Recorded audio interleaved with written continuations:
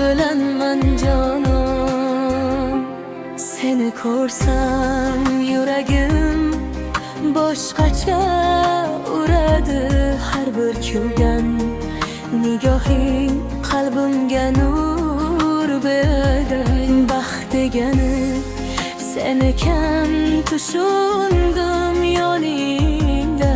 Yomg'ir ham guldek tuyular yurarkan qo'lingga.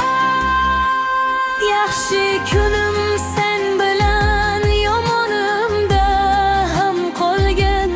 Ko'z yosh to'ksam boshimni yelkangga qo'yib olgin.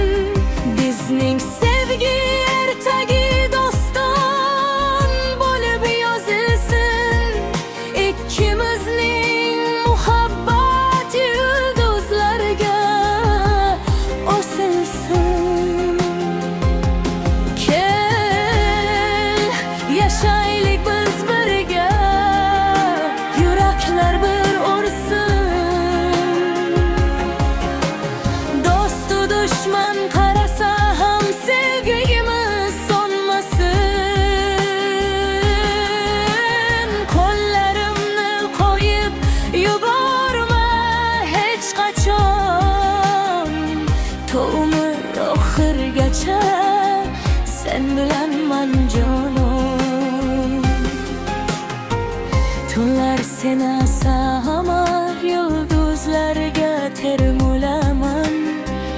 Faqat sen deb yashashni garti orzulayman.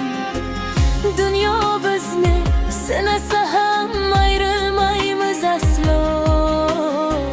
Chunki seni sevishim bu yurakka bitilgan duo.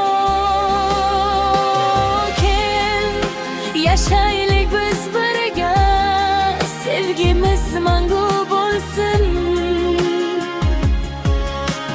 Ko'z haqimizdagi qo'shiq tillarda jaranglasin.